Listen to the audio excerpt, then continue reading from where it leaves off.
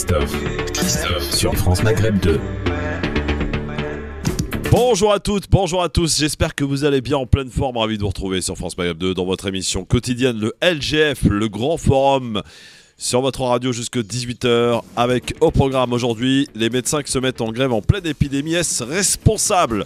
Alors que le syndicat SAMU de France s'inquiète évidemment de cette grève des médecins où les syndicats de médecins invitent les médecins généralistes à fermer leur cabinet jusqu'au 2 janvier pour obtenir quoi ? Eh bien une augmentation du prix de la consultation de 25 à 50 euros.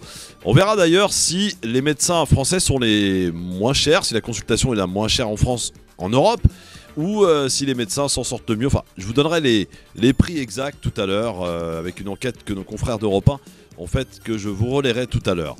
L'affaire Adrien Quatennens empoisonne la NUPES et la LFI surtout, puisque 1 millier de militants LFI NUPES sont signés dans une pétition hier demandant le renvoi donc de la suspension d'Adrien Quatennens. On y reviendra.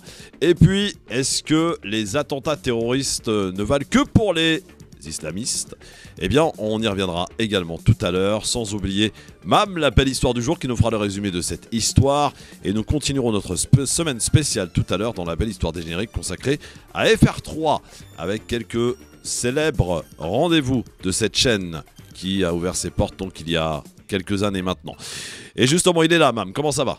Bonjour à toutes et à tous. Mam, oui, il y a quand même quelques temps que France 3 aujourd'hui, FR3 à l'époque, a ouvert ses portes. C'était en 1972. Ce sera le 31 décembre 1972. Donc c'était un beau cadeau de la Saint-Sylvestre pour les Français que de se voir offrir une troisième chaîne par l'ORTF à l'époque. À l'époque, effectivement. Bienvenue à toi, Mam. Philippe Boriaki est avec nous. Philippe Nadji Boriaki, qui est conseiller régional Île-de-France, co-porte-parole national d'écologie au centre. Ça va, mon Philippe ? Ouais, ça va de mieux en mieux.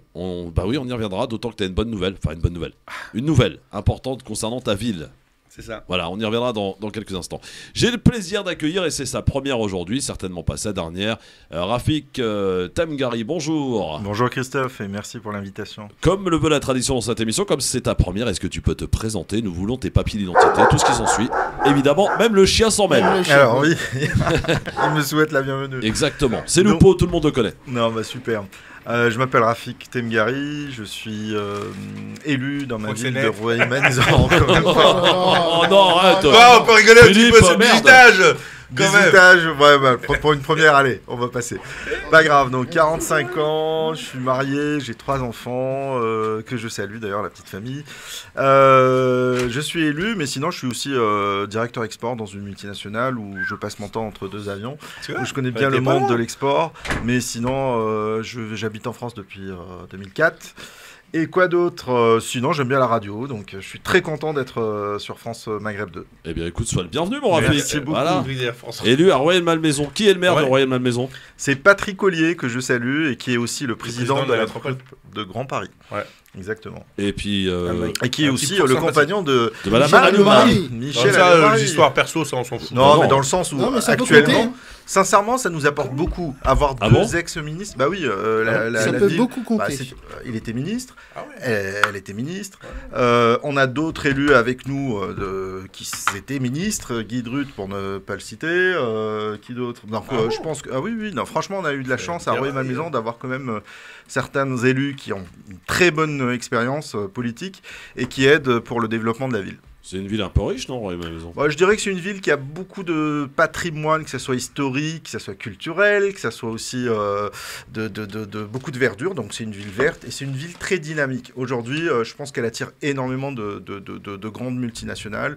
À Rueil 2000, on a énormément de belles choses à visiter. Et d'ailleurs, je conseille les auditeurs de France Maghreb de visiter, de faire un tour Non, c'est vrai. à Rueil-Malmaison. Il a dit qu'il était dans l'import-export, mais vous avez bien compris que la Escobar Company s'est installée à Rueil-Malmaison.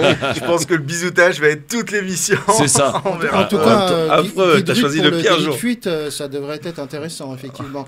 110 mètres haies, Montréal. Bon, bienvenue, mon Rafik. Merci beaucoup. En tout cas, sur France Maghreb 2, je suis ravi de t'accueillir. C'est vrai que je te suis depuis un petit moment. Et voilà, je te voulais te Avec voulais. grand plaisir. Ouais, Je suis très je t'ai content eu. en tout cas. Je t'ai eu à suis l'usure. très content. Voilà, bon, t'es avec Philippe Bouriaki, que tu connais évidemment, Oui. Mam. Et la charmante. Et Soraya Rachedi, qui est là. Bonjour Soraya, Comment ça Bonjour, va Soraya. ma prof d'histoire préférée. Oui. Elle est là.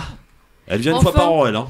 Non mais j'essaye. J'essaye, Oui, tu non, mais vois. t'essayes. Non, mais attends. Elle vient une fois par an. Voilà. Elle est là aujourd'hui. Sinon, on est à Quelle Marseille. chance. T'es parti Je récemment suis à partie Marseille à Marseille, là je reviens de Lille et je vais en Bretagne après. Oula. C'est pour ça que j'essaie de... Il y a quand même quelques problèmes dans ton agenda là. Exactement. Hein, il y a des incohérences, on va dire. Futur Voilà. guide du retard. Bon, on va commencer cette émission. Attends, Quoi Christophe. Qu'est-ce qu'il y a?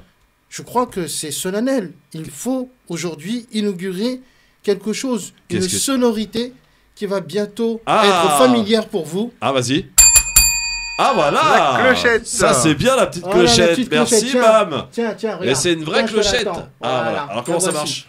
Bah, il faut juste taper Appuyer dessus. dessus, ouais. Comment restauration Voilà, ça c'est pour Philippe, ça. Voilà, avant Tu la même qu'il poses- parle. Pose-la sur la table. Mais c'est du plagiat là, vous êtes Et en dès train de que tu vois copier que Philippe un Bouriaki- animateur. Pardon, excuse-moi, Ah parce que ouais. je parle pas dans le micro. Dès que Philippe Bouriaki il fait des siennes, tu fais gang gang gang. Voilà, c'est bon. Ok, très bien. Et c'est parfait. mieux que les sonneries des grandes gueules sur RMC. Oui, bah non, moi c'est du vrai ici. C'est pas de du copie. vrai. Exactement. Moi c'est de la vraie. Tu vois, Et c'est on doit vrai. sortir du studio ou pas? Bah on verra. Non, On verra. ça, c'est On verra. j'ai pas de sachet. Bon, un petit quiz pour commencer, c'est les clins d'œil du jour. Tiens, je vous demande, messieurs, dames, un acteur russe né à Châteauroux en 1948. Depardieu? Depardieu. Depardieu évidemment. qui fête son anniversaire, en effet, 74 ans. Eh ouais, Depardieu. Donc bon anniversaire à lui, Gérard Depardieu, pardon. Écoutez comment il parlait, il qualifiait la France, Gérard Depardieu. La France est le plus beau royaume après celui du ciel. Enfin, la France me manque douloureusement comme une part de moi-même. Et vous savez ce qui me manque le plus? Les odeurs. On dit plus maintenant les odeurs. Parfums, les fragrances. Ça, c'est des mots qui baissent pas, fragrance. Non, ce qui me manque, c'est l'odeur du foin à Châteauroux quand j'étais gamin. Le crottin de cheval bien chaud, déposé sur un petit chemin de Normandie. C'est un petit souvenir pour celui qui passe après. Le petit noir dans une tasse mal lavée, au comptoir d'Abouche dans le 19e à Paris. La France, c'est des pétards qui éclatent les tympans des dames au bal du 14 juillet. C'est une 2 chevaux qui touche sur un goudron brûlant dans les Cévennes. Les cigales, les marcassins, les goélands.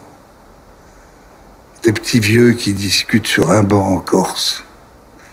La France, elle est partout. Les lumières, la résistance, l'idéal de tant d'hommes. Moi, elle me manquait comme un amour de jeunesse. Elle est désormais tous les jours dans mon regard, dans mon cœur, dans ma vie. C'est une belle déclaration, non? Franchement. Gérard Depardieu, grand monsieur du cinéma. Voilà. Qui a été nationalisé, près de la nationalité russe, hein, je crois, la dernière. Tout à fait, ouais. Voilà. Aussi Donc- d'autres, nationalité de mémoire. C'est ça. Il y a eu Narati, Ah ouais? il y a eu français. À un certain moment, il s'intéressait à la nationalité même algérienne. Oui, bah, il a des vignes, je crois. Enfin, il avait des vignes à l'époque. Tout à fait, ouais. Voilà. Exactement. Sinon, je cherche un journaliste qui est cofondateur d'ailleurs de Libération, qui est né en 1942. Geoffrin? Non. Il est né en 1942. Il est cofondateur de Libération, journaliste Serge July français. Serge July, bonne réponse. Effectivement, il est encore vivant. Il est encore vivant, oui, Ouais. non, mais c'est vrai en plus. Hein. On se pose la question de savoir s'il est mort ou s'il est vivant, depuis qu'il s'est retiré effectivement de Libération. On n'entend plus. Mais il est bien vivant, et je pense qu'à son âge, la retraite. Et je Oui, cherche ça, l'assassinat c'était d'une femme que politique plus plaisir. pakistanaise en 2007, messieurs, dames. Indira Gandhi. Non. Pardon. Non. Benazir Ouais. Bhutto. Benazir Bhutto, Bhutto, effectivement, ouais. qui a été assassiné en 2007, le 26 décembre. Bonne réponse. Et puis, un décès encore, décidément, c'est la journée, d'un ancien président algérien en 1978. Boumedienne. Boumedienne, bonne réponse. Ouari. Ouari Boumedienne. Oui, Ouari Boumedienne, évidemment. Je vous passe un extrait du journal de... Comment ça s'appelait à l'époque d'ailleurs? Antenne 2, du 27 décembre, pardon, 1978. Je confirme. 37 jours, pratiquement le monde entier savait que le président Boumedienne était condamné par les médecins. La nouvelle de sa mort annoncé ce matin à 8 heures par la radio algérienne, a tout de même provoqué un choc, une très grande émotion, en particulier dans les pays arabes. Le président algérien est décédé au petit matin à l'hôpital Mustapha d'Alger. Son corps a été transporté dans un fourgon au palais du peuple. Et plus d'1 millier de personnes qui se trouvaient aux abords de l'hôpital ont débordé les cordons de police pour suivre le cortège. Dans les minutes qui ont suivi, une marche s'est déroulée spontanément dans une des principales avenues de la ville pour rendre hommage au président Boumedienne avant que ne s'organise l'intérim à la tête de l'État algérien. Voilà, je crois avoir reconnu la voix de Gérald Ross. C'est Gérard Ross qui présentait le 20h à l'époque. Ah ouais, oui, tout à fait, en alternance avec Patrick Poivre d'Arvor. Voilà. Wari Boumedienne, Rafik. Oui, on dit que jusqu'à présent, on ne connaît pas vraiment les raisons exactes de son décès. Certaines suppositions disent qu'il a été empoisonné lors de sa visite en Syrie, mais aujourd'hui, on n'a aucune... très souvent, 50 ans après, on commence à avoir des ouvertures d'archives, etc. Mais aujourd'hui, on ne connaît rien du tout sur le décès de Boumedienne. Alors, je cherche également, en 1991, l'UNESCO qui classe quel site en France? 2, exactement. De quoi s'agit-il, d'après vous? 2. Oui. Le Mont-Saint-Michel et la Tour Eiffel? Non, monsieur, ni l'un ni l'autre. La grotte 2? Non, Tarek Mami, bonjour. Bonjour. Voilà. Ouais, normal, il arrive, lui, comme ça. Tranquille. Comme si c'était le patron de la radio. Mais c'est le patron. Et il arrive pour gagner le... Ouais. Alors, donc, que classe l'UNESCO en 1991? En France ou à Oui, en France. Alors, il y a un truc à Paris et un truc à Reims. Notre-Dame. Reims, c'est Notre-Dame. La cathédrale de Reims, oui. Et à Paris Notre-Dame. Non. C'est un truc qui a été fermé par Madame Hidalgo. À la voiture, à la circulation. Les quais. Bonne réponse. Voilà. Monsieur Philippe, j'arrive pour marquer 2 points. Non, les quais, j'ai dit avant. Regarde là-bas, Et qu'est-ce qui a été créé en 1945 en rapport avec la monnaie? Paris? Non, en rapport avec la monnaie, avec pièce, l'économie. L'hôtel de la monnaie? Non, pas du tout. C'est quelque chose que certains pays ont besoin. Le franc CFA pour l'Afrique? Non. Des pays qui en ont besoin pour emprunter un peu d'argent, etc. Les banques mondiales. Le FMI, voilà. Ça fait 3, monsieur Philippe. Ouais, le FMI, ouais. Bon, Tarek Mami, bienvenue sur France Maghreb 2. Bonjour à tous. Je vous présente Rafik Tamgari, qui est avec nous aujourd'hui, élu à Royal Malmaison, directeur d'une société d'import-export. Dans la cocaïne. Voilà, dans la cocaïne, exactement. Et il achète de la pub ou pas? Voilà. Là, on connaît le patron, là. Là, c'est bon. Rafik, voilà. Il va falloir négocier. Hein. Je vois ça, le bisutage, ça commence bien. Mais c'est très bien, il y a une très bonne ambiance. En tout cas, on est très très bien sur les... Et encore, t'as encore rien vu. Hein, allez, dans un instant, attention, alerte générale. Ah, ça marche pas ton truc là. Ici, ça marche très bien. Alerte générale, il se passe des choses, il se passe toujours quelque chose du côté d'Orly. Philippe Bouriaki, pour une nouvelle importante, restez avec nous. Restez avec nous, le Grand Forum revient dans un instant sur France Maghreb 2. Le Grand Forum. Jeff, merci d'être avec nous en direct en ce mardi 27 décembre. J'espère que vous allez bien avec autour de la table Soraya Rachedi, prof d'histoire avec nous. Avec Mam, la belle histoire, bien sûr. Philippe Bouriaki, conseiller régional Île-de-France, ainsi que co-porte-parole national de l'écologie au centre, Tarek Mami, journaliste, et Rafik Tamgari, qui est avec nous. Élu à Royal Malmaison, directeur d'une société import-export. Alors, mon Philippe, attention, alerte générale. Il se passe, comme tu commences d'ailleurs tout le temps tes publications, toujours quelque chose du côté d'Orly. Quelle est la dernière nouvelle en date? C'est pire que la Samaritaine. Hein. Ah ouais, mais là, c'est un coup de tonnerre. Un coup de tonnerre sur la scène politique locale. La scène politique locale. Alors, c'est quelque chose que j'avais annoncé à 3 reprises. Et je lui avais posé la question à Christine Janaudet au conseil municipal. D'ailleurs, pas plus tard qu'il y a encore à peine 2 semaines. Et elle m'a demandé, alors je lui ai fait part des rumeurs, allant même dans les rangs de sa majorité sur sa démission. Et elle me disait, arrêtez de circuler les rumeurs, faites les taire. Tout viendra à temps, au moment voulu, etc. Et donc, la semaine dernière, elle m'appelle, le mardi. Je te cache pas que quand je vois Christine Janaudet sur mon téléphone, je me dis, il y a peut-être un problème. Et donc, elle m'annonce la nouvelle qu'elle pensait que je prendrais de manière bonne. Moi, je ne considère pas que c'est une bonne nouvelle dans le sens où j'aurais voulu la battre à la régulière en 2026. Mais je comprends son inquiétude de devoir perdre face à moi. Et donc, c'est un petit peu précipité son envie. Alors, elle m'a dit qu'elle arrive à un certain âge, qu'elle voudrait profiter de sa famille, etc. Je considère, c'est un beau geste, hein, élégant de sa part, de passer la main. Mais c'est pas... Tu vas devenir future mère, c'est ça? Oui, ça c'est une certitude. Mais en tout cas... On ne sait pas quand, mais ça arrive. Si, 2026. Inch'Allah. Inch'Allah aussi. Baruch Hashem, si Dieu veut, tout. Et non, ce que je veux dire par là, c'est que c'est une trahison par rapport aux électeurs et aux électrices, parce que quand elle s'est engagée en 2020, elle leur a promis d'aller jusqu'au bout de son mandat et que rien ne l'arrêtera et qu'elle vaincra face aux gens qui veulent obscurcir la ville. Est-ce que tu sais pourquoi Ouais, je connais les raisons principales, mais ça c'est d'ordre personnel, donc je ne vais pas les dire à l'antenne. Supputes-tu une affaire?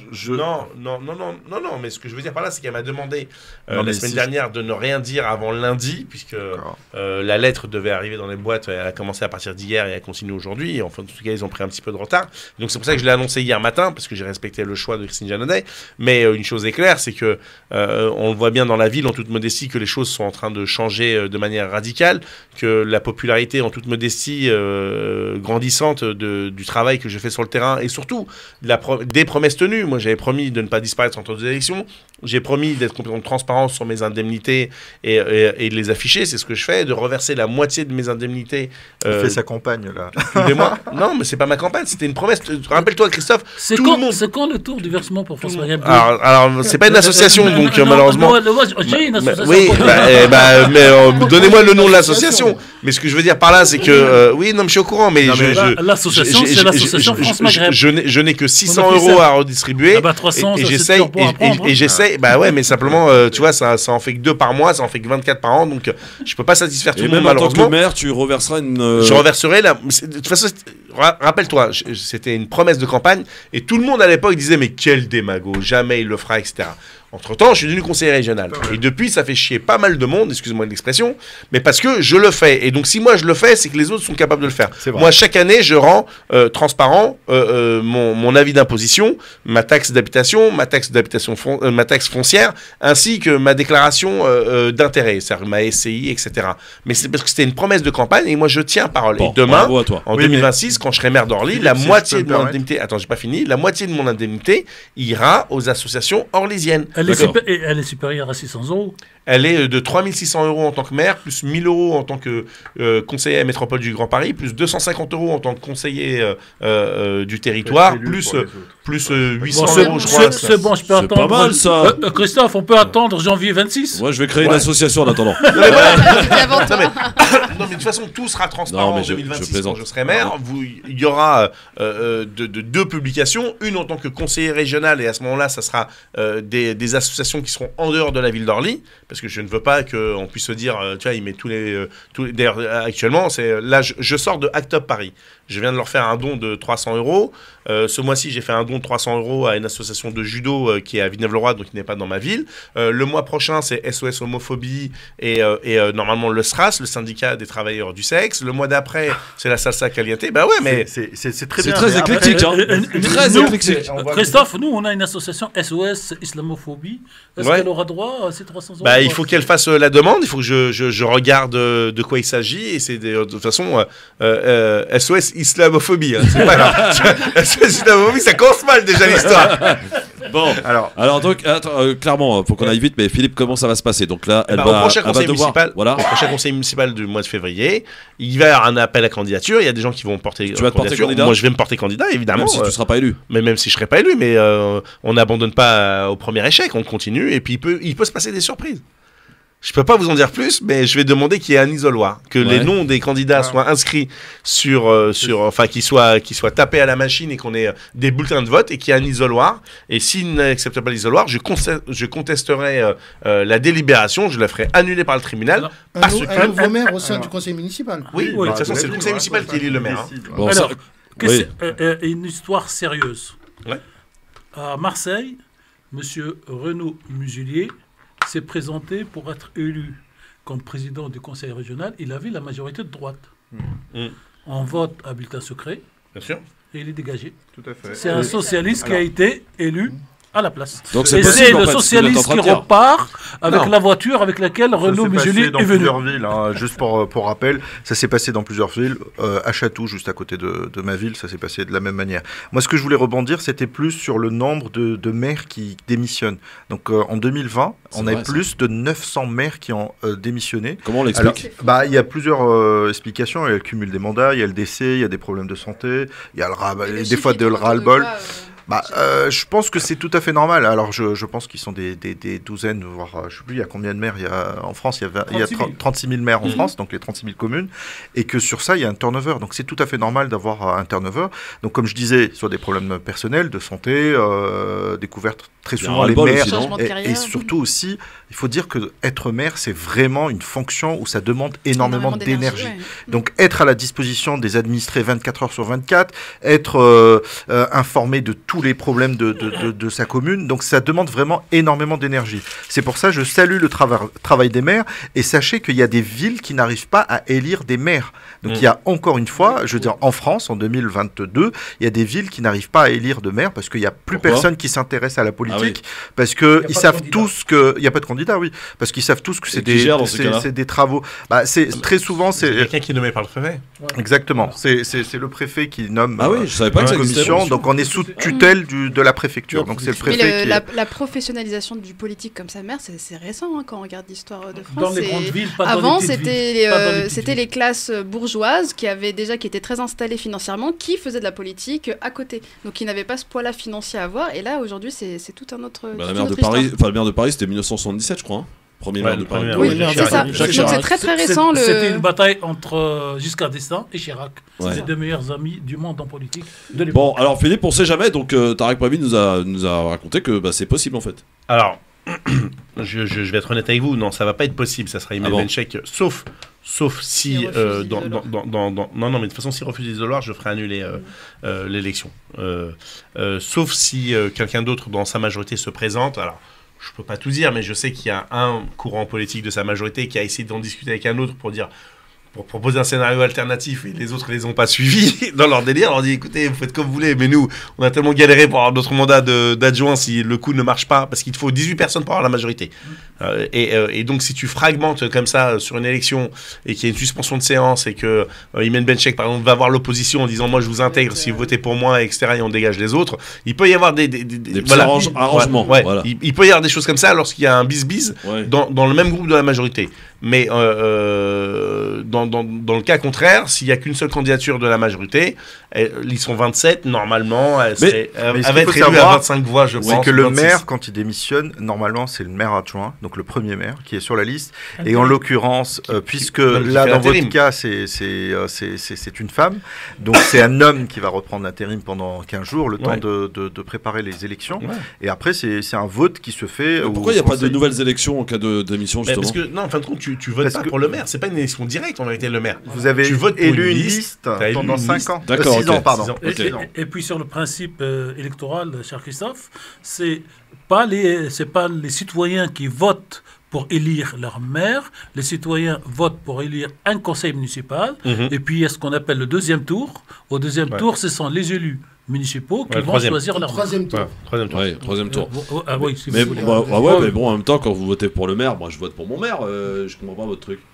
Alors, très souvent dans les campagnes... Qui c'est qui est en tête d'affiche, en fait. Oui, tout à fait. Regarde ce qui s'est passé, et d'ailleurs, c'est Philippe qui me le fait rappeler, au travers d'une gourde, ce qui s'est passé à Vitry-sur-Seine. Ah oui, alors Vitry-sur-Seine, c'est assez incroyable ce qui s'est passé. Voilà, tu vois, et tu avais le maire qui dans une liste qui s'appelait Kennedy. Qui était tête de liste. Qui était tête de liste. Et il y a eu un coup d'État. Un coup d'État, oui. Et c'est Belloc qu'on avait reçu. C'est Pierre Belloc qui a été élu. Ouais, effectivement. C'est à peu près comme les législatives, non? Pour les députés, c'est une liste aussi. Non, les députés, il y a une tête de... C'est pareil, mais c'est différent. À l'Assemblée nationale, donc, on élit nos députés. C'est un suffrage et direct. nos députés vont élire le président de l'Assemblée nationale, qui lui est automatiquement issu de la majorité gagnante. Bon, alors en tout cas, on souhaite, pour résumer, Philippe, c'est une bonne chose ou pas, ou franchement, ça va rien changer à la donne pour toi? Non, au niveau politique, ça sera la même politique qui sera établie, etc.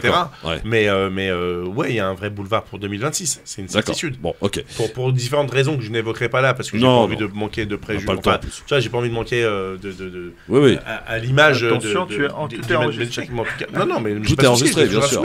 Mais il y a un vrai boulevard, il y a une vraie ouverture des cartes qui se dessinine. Il y a aujourd'hui la France Insoumise qui se voit grande patronne et qui a déjà déclenché quelques problèmes. On en reparlera tout à l'heure.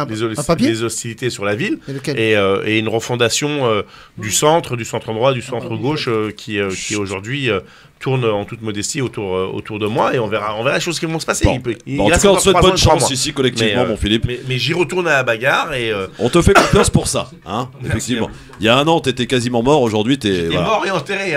Voilà. Ils m'avaient tué, enterré. Ils allaient mettre la pierre tombale. Tu faisais la fiche. Moi, je pense qu'en politique, c'est jamais perdu. Moi, je donne vraiment l'exemple de l'élection du président de la métropole du Grand Paris, Patrick Ollier, pour ne pas le citer, qui est le maire devant.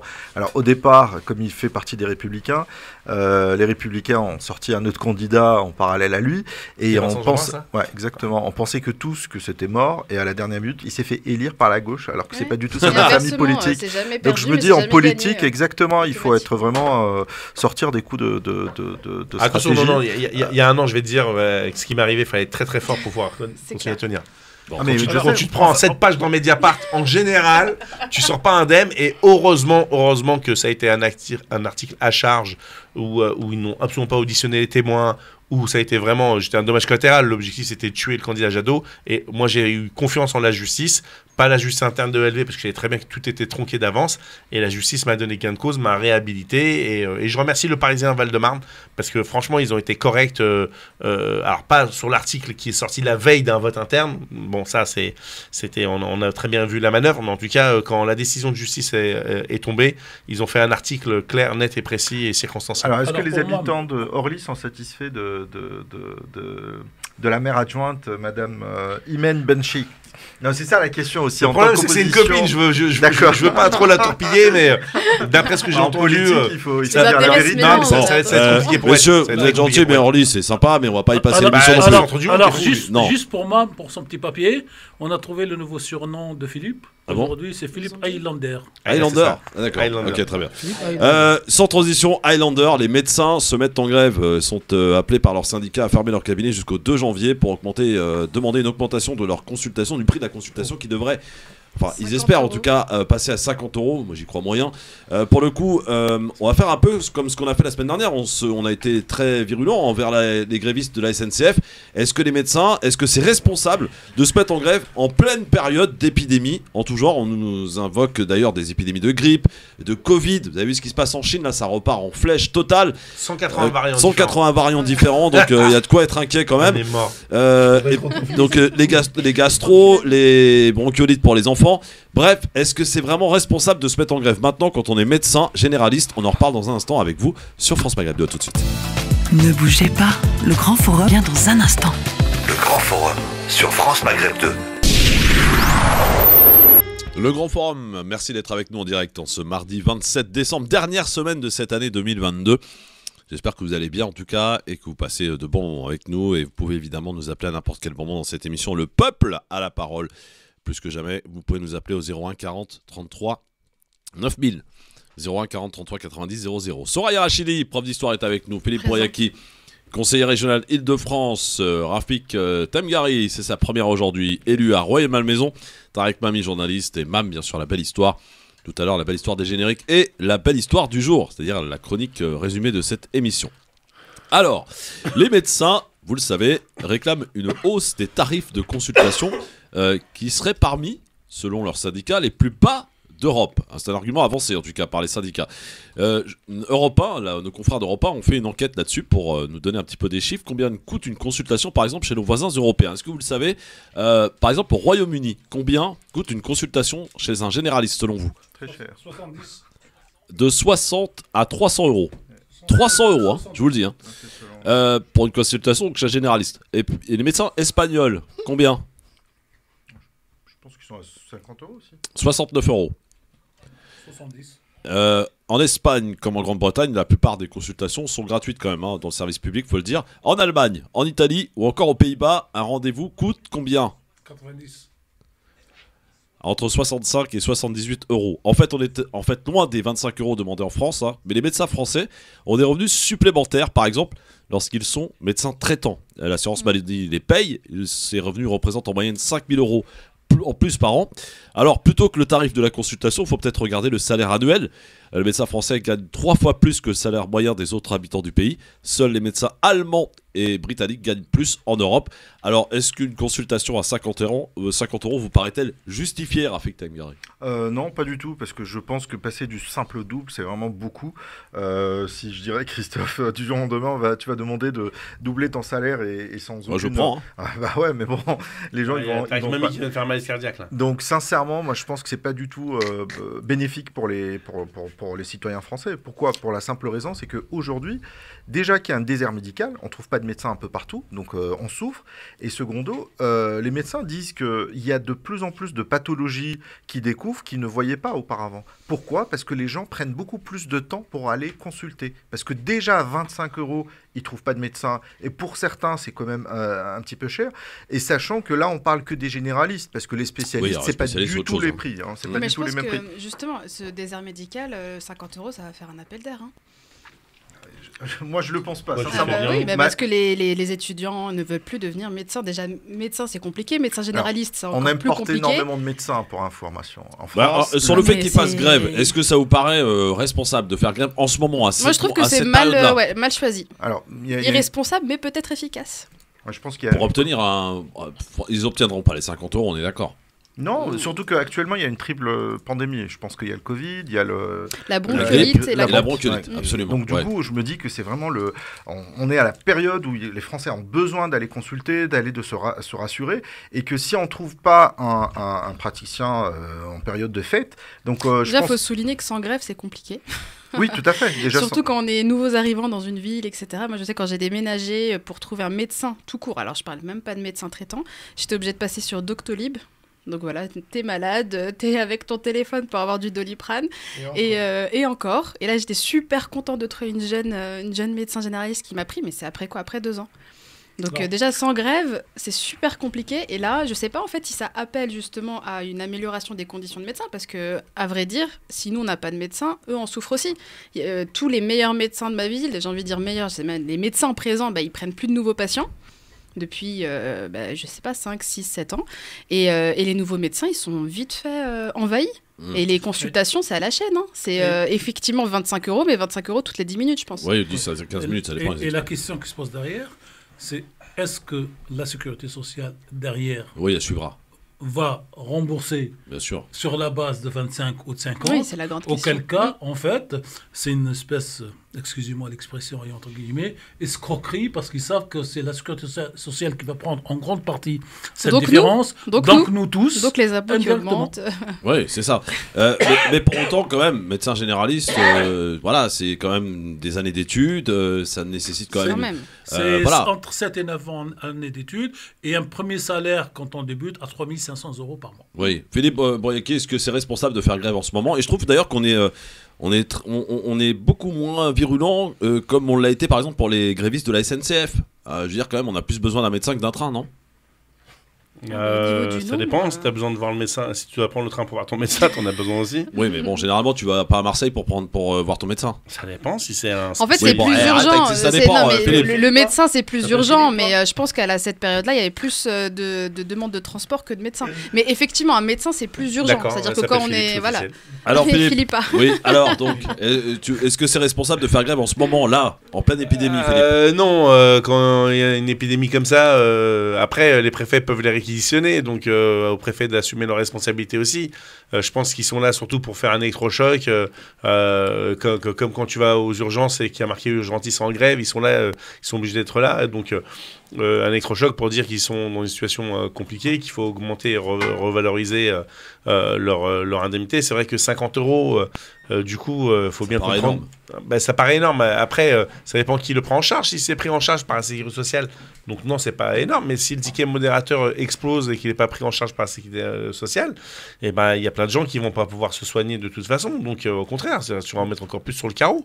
Et donc du coup, il y a des gens qui vont avoir des maladies qui auraient pu être pris à temps et qui vont s'amplifier, d'autres qui vont être vecteurs de maladies et donc c'est pas ça l'utilité publique. Mais je pense qu'ils demandent 50 € pour obtenir 5 € et donc une fois qu'ils auront obtenu 5 €, ils seront contents. Moi, je pense qu'il faut rappeler que ces mêmes médecins et infirmiers, quelques mois auparavant, on applaudissait, on était très contents du travail du corps, ce qu'on appelle les blouses blanches. Et sincèrement, il faut les saluer parce qu'ils font vraiment un travail extraordinaire. Oui, maintenant, c'est peut-être la période parce que politiquement parlant, le gouvernement fait en sorte de laisser pourrir la situation. Oui. Et que chaque gouvernement, chaque président qui, une fois qu'il est mis en place, il promet de faire des réformes, de revaloriser le travail, de lutter contre les déserts médicaux, etc. Et tout ça, c'est des promesses où les citoyens commencent à en avoir marre.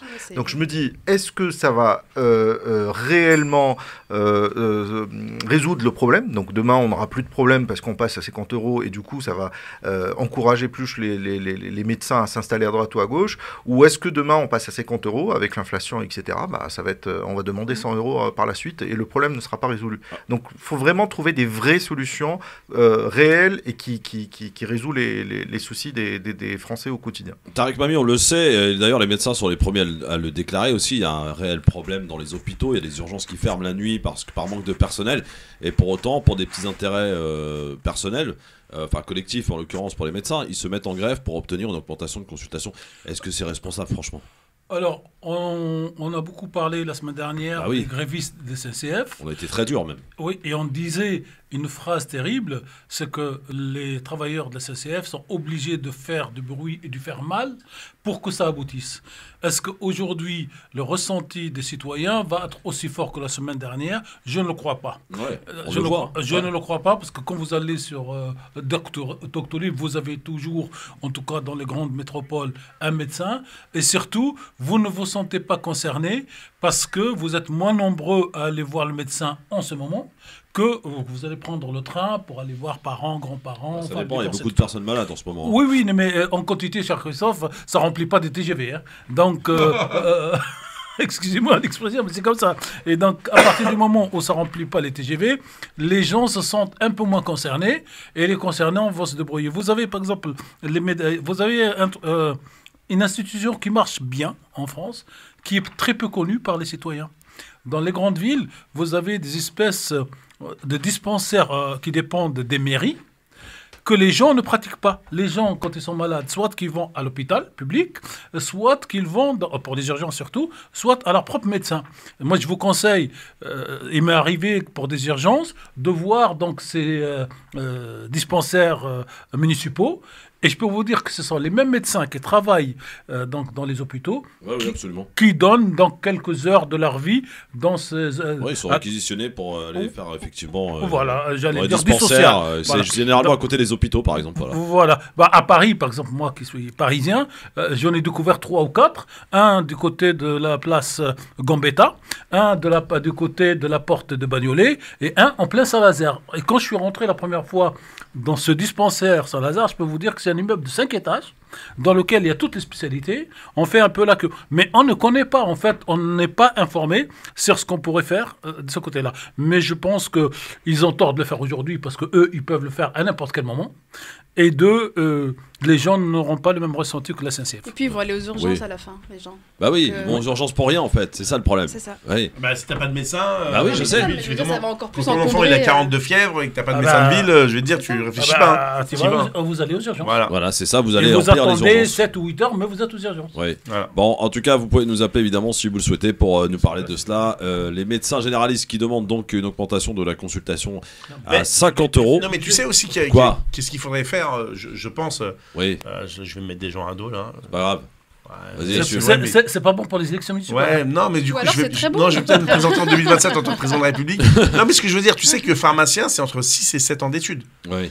Et un pharmacien, il pourrait, la bobologie, la soigner. Moi, il y a plein de fois. Oui, mais les gens n'ont pas l'expérience. Les gens vont pas voir le pharmacien pour se faire soigner. Ils vont dire j'ai mal à la gorge, qu'est-ce que je peux prendre? Oui, voilà. Et puis l'autre, qu'est-ce qu'il fait? Il lui fourgue le médicament qui coûte 12 €. C'est ça. C'est pas un conseil médical. Non, mais ce que je veux dire par là, c'est que pour la bobologie, les pharmaciens pourraient désengorger les cabinets. Bah déjà, il parlait des infirmières qui pourraient peut-être prescrire les médicaments. Alors, est-ce qu'il y a un désert? Mais justement, les médecins, ils font, c'est un des arguments qui font grève, ils ne sont pas d'accord avec ça. C'est-à-dire qu'ils veulent pas que les infirmières prennent leur statut. Est-ce qu'il y a un désert médical à Rueil-Malmaison, par exemple, Rafik? Je reprends le micro. Oui, c'est ça, tu reprends le micro. Sincèrement, moi je trouve qu'à Rueil-Malmaison, on a un super système. C'est vrai qu'au départ, on avait un superbe hôpital qui était grand, mais qui a été fermé, hélas, l'hôpital Stel, et qui a été remplacé par l'hôpital américain qui est juste à côté, à Suresnes. Et après, on a vu qu'il y avait quand même une demande des administrés. Ce qu'on a mis en place, c'est qu'on a fait une convention avec une clinique privée qui prend les urgences. Donc, elle prend les urgences au tarif de l'hôpital public et que ça engorge un petit peu le service le service des urgences par la simple raison que les petits bobos, quand on se fait par exemple une petite entorse et qu'on sait qu'on part aux urgences, on va attendre pendant 5 heures, on sait si on part au privé, c'est pour une petite radio, la même chose, système de sécurité sociale. Donc, ça fonctionne très très bien. Après, il faudrait que les villes communiquent sur ce type de solution. Et je prends ma casquette d'élu à la communication. C'est vrai que les administrés n'étaient pas du tout informés au départ. Et il fallait vraiment faire un travail de communication, donc écrire sur les bulletins municipaux, faire sur les réseaux sociaux. Et de plus en plus, les personnes partent et connaissent que pour du privé, ils ont le même service que pour le Très bien. public. Comme quoi, il y a c'est ce qu'ils avaient fait systèmes, un peu pendant le Covid, non? Enfin, Covid, c'était tout, oui, tout à fait. Covid, tout était ouvert pour le... Ouais, faites gaffe, parce que ça peut très vite revenir. Hein, c'est dommage qu'aujourd'hui, nous n'avons pas notre Jimmy de la CGT. Non, il était là hier. Il peut être là tous les jours, il est en grève. Non, mais pour nous vendre que le partenariat PP public-privé... de mettre la main sur les hôpitaux. Tu connais Jimmy Dialito, Rafik? Oui, je le connais, et que j'apprécie beaucoup. Et bah oui, salue. il est adorable. Et sincèrement, il est plus en grève qu'au travail, mais il est capitaliste. Je sais que lui, il est syndicaliste. Mais bon, moi, je suis pour l'ouverture. Je suis pour un système français, qu'on n'arrive pas jusqu'au système américain et que tout le monde ne souhaite pas. Mais je suis pour que le plus on se développe, plus qu'on donne un petit peu d'ouverture pour le privé. Il n'y a pas que les médecins qui sont malades. La France insoumise va mal. Elle va très mal. Elle a du mal à se remettre de l'affaire. Quatennens. On en reparle dans un instant avec 1 millier de militants qui ont signé une pétition pour demander sa suspension. Du coup, ça fâche du côté des militants qui ont signé, des militants LFI, des militants NUPES. Et voilà, donc on en reparle dans un instant si vous voulez bien. Adrien Quatennens doit-il démissionner de son mandat de député? Doit-il être suspendu totalement de la LFI? On en reparle avec vous dans un instant, tout de suite. Ne bougez pas, le Grand Forum revient dans un instant. Le Grand Forum sur France Maghreb 2. Merci d'être avec nous en direct sur votre radio, messieurs dames. Ravi de vous retrouver en ce mardi 27 décembre avec autour de cette table Soraya Rachedi, prof d'histoire avec nous. Elle nous fait l'honneur d'être là aujourd'hui. Pardon? Je disais, raconte des belles histoires. C'est toi qui me racontais des histoires. Ah oui? On peut savoir, non? On peut avoir des Non, c'était hors. Cela ne nous regarde pas. Concerne pas. Donc ça va, prof d'histoire en vacances. Tu reprends quand? Le 3 janvier, c'est ça? Mardi, ouais. Mardi? Ah ouais. Ça reprend pas de T'es méchant. Ça reprend pas de... Ben non, il n'y a pas de... Attends, il en faut une petite journée supplémentaire quand même. Pour des cuvées. Bah... dis donc, Soraya.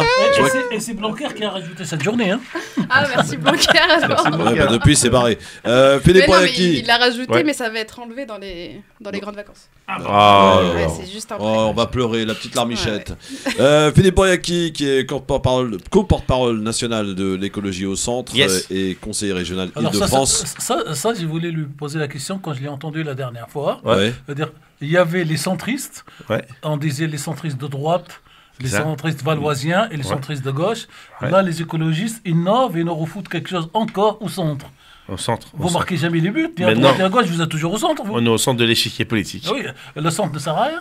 Si. Le centre, c'est le cœur. C'est l'équilibre. Voilà, bravo. En plus, c'est ça notre logo. C'est un cœur, je te jure. Le juste milieu en politique ne sert à rien. Vous êtes d'un côté ou de l'autre. Non, mais non. Le monde n'est pas binaire, c'est pas blanc ou noir. Il est gris aussi. Le centre sert à quelque chose. Pour la simple et bonne raison que votre nez est au centre. Et vous permet de respirer. Merci. Ah ouais. Allez, sur la respiration, on meurt. Super, franchement, on avance beaucoup dans cette émission, c'est incroyable. Alors oui, on va parler de narine. Vous aider. Justement, le nez, s'il est au centre, c'est qu'il a deux côtés, côté droit, côté gauche. Le centre, et lui, il ne veut pas choisir. Il veut pas choisir entre la droite et la gauche. Juste le centre, vous ne voyez pas la totalité. Et le jeu politique, c'est un nez entier avec un centre. Le centre, en fait, il sert à rien. Ah, Vous avez comme deux narines. Le centre, s'il y a une Vous narine respirez- bouchée, au moins il respire. Hein. Non, mais Voilà. vous respirez que- par le centre ou vous respirez par une Comme- narine comme- Par les comme deux. Bayrou. Le centre En des fait, narines. c'est la Narine. bouche, le centre. Ouais, Toi, qu'est-ce qu'il y a, Bayrou? Qu'est-ce qu'il y a, Bayrou? Non, mais comme Bayrou, je Juste cloisonne. C'est officiel. Rafik. Bon, en clair, le centre ne sert à rien. Voilà, pour Ça, Tarek Mami. Le grand Oui, il sert à tout. politologue Tarek Mami. Alors, Hein, moi- ça moi, se saurait, non? Le centre, ça sert ou pas? Sincèrement, je pense que historiquement, sur l'échiquier politique, le centre, au départ, il était toujours en alliance avec la droite ou avec la gauche. Donc, si on Surtout parle avec la de droite, l'UDI, hein. surtout avec la droite, Ouais. exactement. Ouais. Et que, il faut dire qu'avec l'arrivée de Emmanuel Macron, il a quand même centralisé tout. Et maintenant, c'est que le centre qui fonctionne, parce que la gauche a pratiquement disparu, la droite, c'est en cours, et que c'est l'extrême droite et l'extrême gauche qui ont émergé. Donc, je me dis, il est important de rééquilibrer les choses pour le futur, chose que je souhaiterais et que Renforcer le j'espère, centre, je suis et d'accord avec que renforcer la droite et un tout petit peu la gauche, Mmh. mais pas le Mmh. centre. Alors, ça Parce tombe que bien. tout simplement, pour Mais la négociate simple pas la raison, gauchette. c'est que... Bah non, quand même, vive la droite, Ah, avec quand le même. week-end, bien sûr. Rafik, Vive Valérie Pécresse. ça tombe bien. Calmez-vous. Ça tombe bien que vous parliez de la gauche, puisque plus d'un millier de militants, je le disais, donc la France Insoumise et la NUPES, ont signé hier une tribune dans Le Monde pour dénoncer la décision du mouvement de n'exclure que temporairement de son groupe parlementaire le député Adrien Quatennens. Les mots sont forts dans cette tribune du Monde. Nous, membres de la France Insoumise et de la NUPES, demandons l'exclusion d'Adrien Quatennens. Nous appelons les militants et militantes à l'insoumission. Ouais. Peut-on lire dans cette tribune, mais aussi sur les réseaux sociaux. Sandrine Rousseau souligne, elle, la force de cette tribune, tandis que la sénatrice Mélanie Vogel souligne, elle, le courage des militants. Et puis il y a aussi des internautes qui vont aussi de leur plume sur Twitter, notamment une certaine Maude, qui nous dit, à sa manière, elle reprend un extrait de l'interview d'Adrien Quatennens sur BFM TV. Je ne sais pas si vous vous rappelez, au moment où le journaliste Bruce Toussaint lui rappelle ceci, écoutez. Notre entretien a démarré il y a une dizaine de minutes. J'entends quelqu'un qui, au fond, se considère comme victime depuis 10 minutes. C'est pas vous la victime, Adrien Quatennens? Voilà, ça c'était donc Bruce Toussaint. C'est pas vous la victime, donc Adrien Quatennens, donc qui tiens d'autres également internautes qui sont un peu plus virulents aussi. Elle pose cette question dans un tweet. Quand est-ce que la France Insoumise va écouter son peuple? Elle, qui fait la morale H24 à la majorité de ne soi-disant être à l'écoute que de son peuple, quand est-ce qu'elle va réagir, cette France Insoumise? Quatennens, on le rappelle, est toujours suspendu pour 4 mois de son groupe à l'Assemblée nationale. Le député du Nord s'est déclaré victime d'un lynchage médiatique et il avait refusé, rappelez-vous, de démissionner. Alors, est-ce qu'il doit ou pas démissionner, Soraya? Adrien Quatennens, on rappelle, c'est l'histoire évidemment de la gifle à sa femme. Moi, je pense que oui. Ouais. Moi, je pense qu'à minimum de dignité, tu pars tout seul. Après, quand il faut revenir, il faut revenir. Mais et là, de quelle je pense manière que on c'est revient pas... dans ces cas-là? Je sais pas, j'ai jamais frappé ma femme, mais... Ça peut s'arranger. Hein. Ça peut, on peut te montrer. Non, mais voilà, à un moment donné, faut... Non, merci. Non mais sérieusement, est-ce que franchement dans cette histoire, ces militants de la France Insoumise, de la NUPES qui signent une pétition pour demander l'exclusion, on sent qu'il y a une scission au sein de la France Insoumise? Ouais, bien en sûr, ce et je moment. comprends, c'est un preuve de démocratie aussi, que tout le monde puisse parler. Et voilà, que le plus fort gagne, au-delà du meilleur. Oui. Rafik?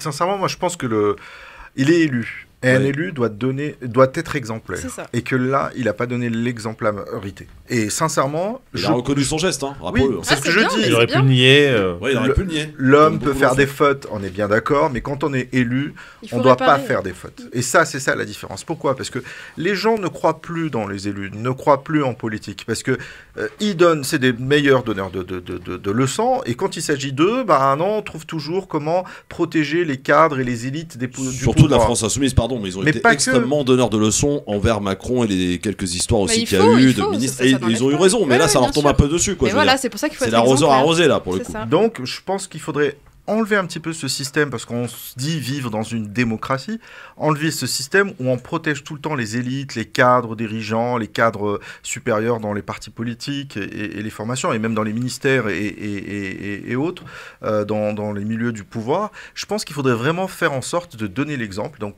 l'exemplarité fait qu'on se retire de la vie politique parce qu'on n'a pas été exemplaire. Même si c'est un on moment se représente devant ses électeurs, par exemple. C'est aux électeurs de choisir. Je pense que ils vont pas le choisir. C'est parti. C'est parti pour. Oui, c'est vrai que quand on voit l'exemple des Balkany, mais sincèrement, je me dis c'est ça aussi le jeu. Balkany. Tout à fait, c'est ce que je dis. Donc c'est le jeu démocratique, mais on doit être exemplaire. Moi, je pense pour moi, il faudrait vraiment être exemplaire. Tu as une responsabilité en plus en tant qu'élu. On est élu. Quand on est élu, je pense qu'on est regardé de tous les côtés. Et c'est pas parce que aujourd'hui je suis élu, je dois pas faire attention juste à ma tenue vestimentaire, je dois aussi faire attention à comment je me comporte dans mon quotidien. C'est chiant en fait d'être élu. C'est une responsabilité. C'est relou, bien sûr. Sincèrement. Mais bien sûr, c'est pas pour tout le monde. Ah oui, vraiment, faut avoir envie. C'est vraiment quoi. pas fait pour tout le monde. Mais alors pour le coup, c'est vrai que tu faisais une petite parenthèse avec le Valois, et il faut vraiment aller à le Valois pour comprendre. Franchement, quand tu habites le Valois, les Balkany, ils ont fait du bon boulot. Franchement, exactement, la ville, elle est nickel. J'ai des amis qui habitent à Levallois, ils sont prêts à revoter encore une fois. Parce qu'ils sont très contents du travail du maire. Après, la manière, c'est autre chose, mais en tout cas, c'est sur le terrain. À l'extérieur, c'est autre chose. C'est top, franchement, une belle ville. C'est un peu comme au Yaki. Écoute, moi j'ai un problème avec cette histoire. Pourquoi ? Quel est ton problème ? Alors, je vais dire pourquoi. Moi, je suis pas d'accord à ce qu'il démissionne. Et je suis pas. Parce que les mêmes là qui te parlent, ils sont contre la double peine. Le type. Il aurait pu. Alors, je n'excuse pas son geste, loin de là. C'est clair, net et précis. Tu lèves pas la main sur une femme, tu prends une grande respiration, tu sors à l'extérieur, tu prends un punching ball, tu tapes sur le punching ball. Si tu le fais, c'est pas grave. Si tu le fais, c'est pas grave. Tu peux rester. Comment ça ? Tu peux rester, il démissionne pas, c'est ça ? Non, j'y arrive, Soraya. Si tu je t'agresse là, je suis pas. Non, tu peux m'agresser. Prends un bon bol de respiration, je veux dire, avant de me voir énervé. Mais au moins, ce qui a marqué dans Mediapart, c'était tout sauf la vérité, donc tout va bien. Non, ce que je veux dire par là, c'est que c'est les mêmes personnes qui sont contre les doubles peines. Tu sais, le fameux étranger qui commet un acte délictuel, mais il ne faut pas le renvoyer parce que c'est la double peine. Non, mais laisse-moi finir. Je suis en train de te dire les mêmes gauchos là, l'extrême gauche là, de trucs qui te racontent la messe, qui sont contre la double peine, qui sont pour la réhabilitation, qui sont pour la réinsertion. T'as un type qui aurait pu, dès le départ, et d'ailleurs c'est le premier conseil qu'un avocat te dit, ni toujours, qui avoue, alors que personne ne lui a demandé d'avoir giflé sa femme. C'est pas bien ce qu'il a fait, et il mérite une sanction par rapport à ça. D'ailleurs, il a été sanctionné. D'ailleurs, je voudrais dire que le procureur et même le juge ont qualifié qu'il n'y avait pas de violence répétée. Ça a été un acte isolé, et donc par conséquent, moi, je préfère que le type soit réhabilité par le devoir qu'il a à faire en enseignant et en apprenant aux gens qu'il ne faut pas faire ça, etc. La rédemption, tu sais, moi je suis un grand... Il y a pas eu une nouvelle plainte là de ça ? Je ne sais pas. Non, mais c'est pas une fois. Non. Ce que je veux... Laisse-moi finir. Là, sur l'affaire en question, sur laquelle il a plaidé coupable et qu'il a eu 4 mois de prison avec sursis, d'accord, il y a des éléments dans lesquels on disait qu'il y avait des violences, machin, répétées, etc. Il a été démontré que ça n'avait pas été le cas, premièrement.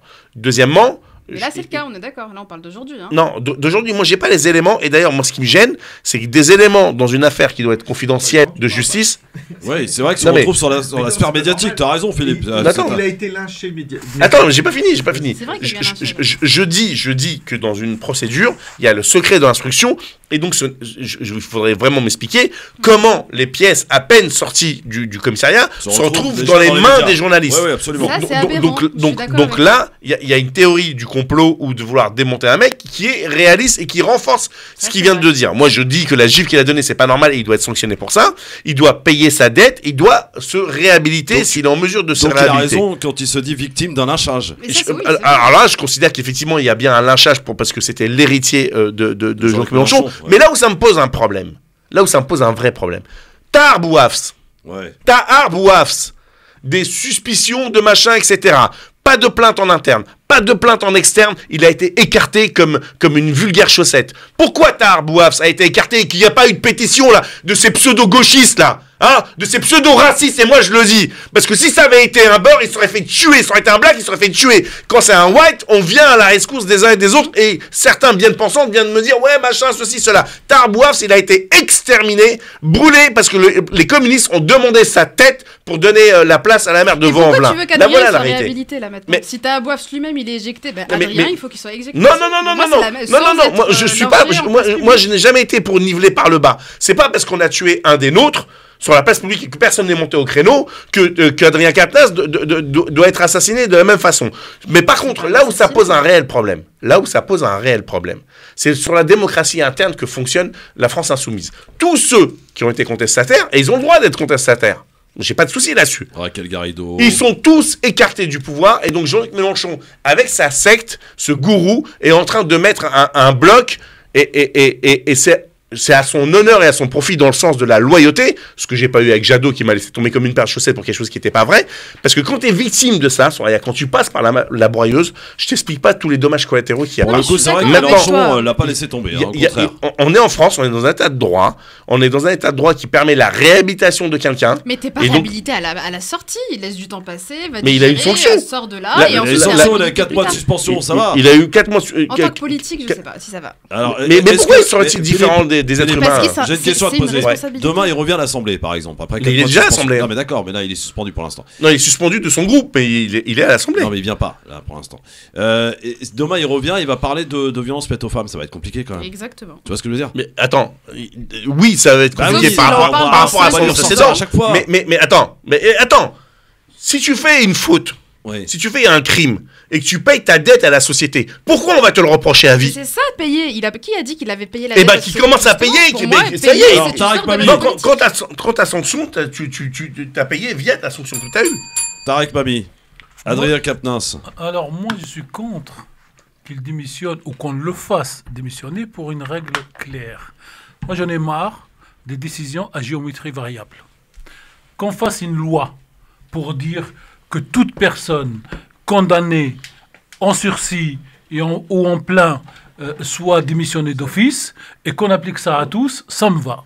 Mais quand il s'agit d'une personne d'un côté et qu'on va donc exclure, comme disait Philippe pour Taha Bouafs, sans même être condamné, et que de l'autre côté, M. Juppé, condamné, se retrouve membre du Conseil constitutionnel avec M. Fabius pour 9 années, avec des salaires que je ne vous dis pas, il y a quelque chose qui cloche dans le pays des cloches.